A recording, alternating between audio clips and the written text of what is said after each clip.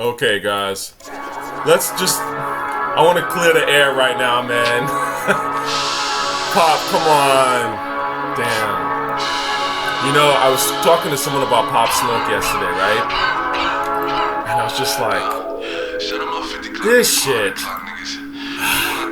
Pop, you were supposed to come in and help this rap game, man. This rap shit is trash. This shit fucking...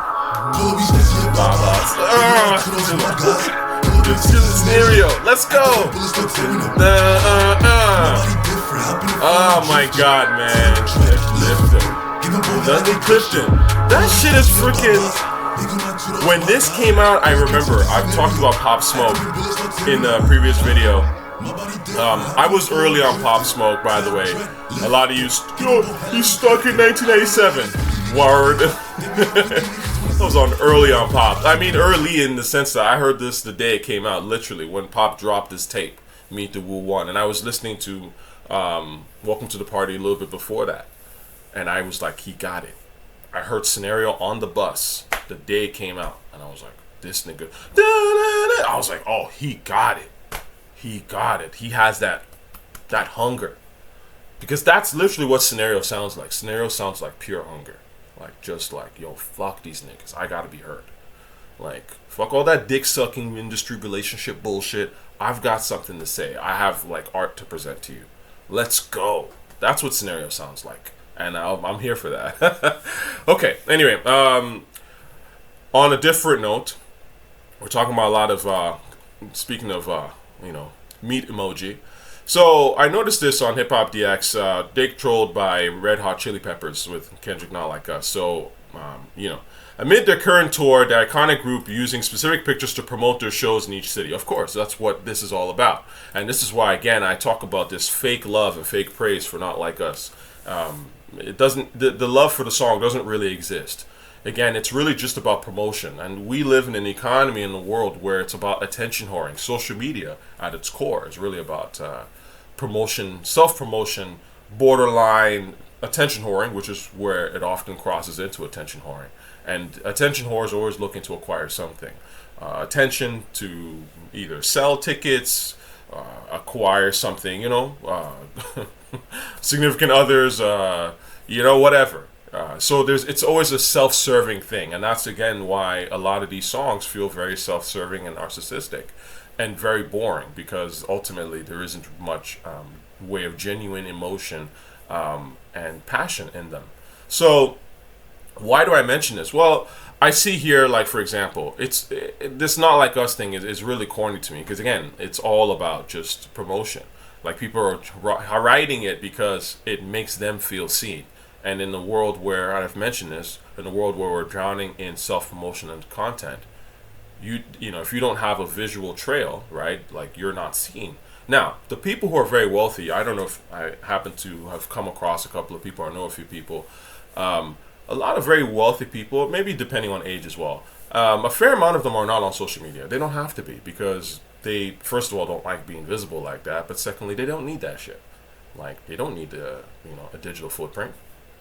they're gonna be alright. They're gonna be alright, right? But for everyone else, the normal people like us, it's almost like if you don't have some sort of visual, social media footprint, it's like, do you even exist? Are you a real person? Are you someone I can trust? And so that's the problem in a way of social media.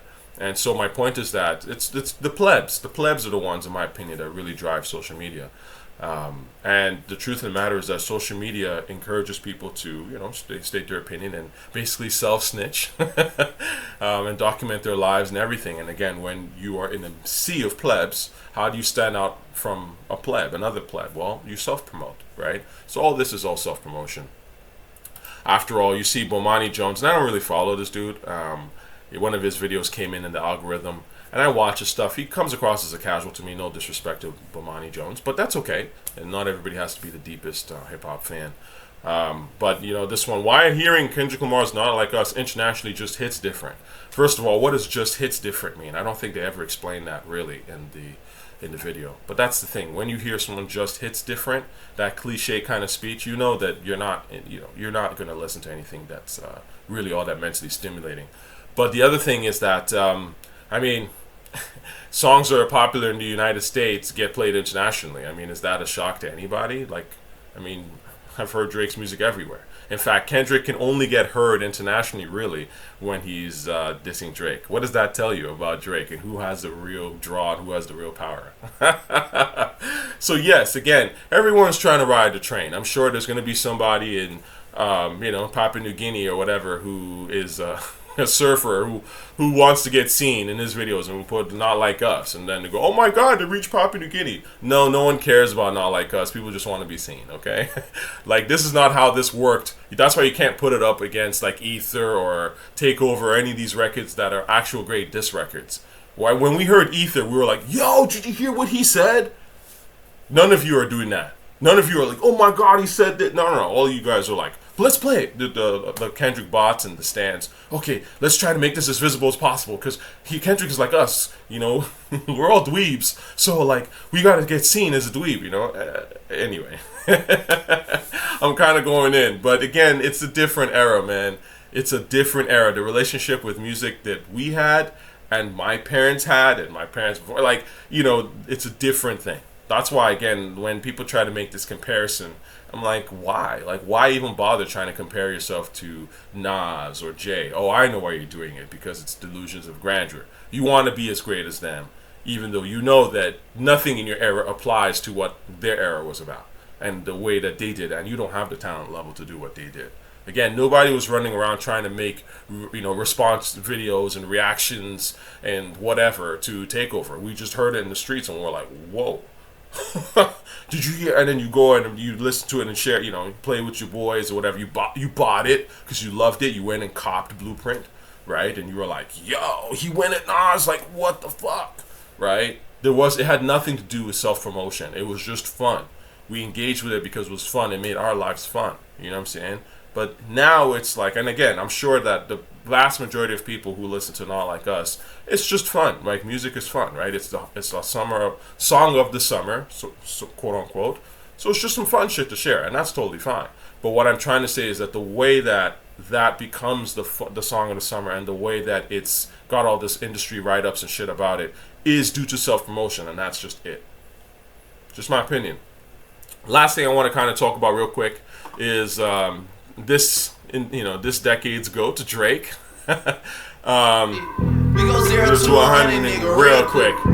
Baby. Now, this song, I was listening to this the other day and I was like, yeah, this was again around that time where I felt as a former Drake hater that the pressure was being applied to my neck, and I didn't quite like it. I felt like, my neck was bending. This was hard. This was hard.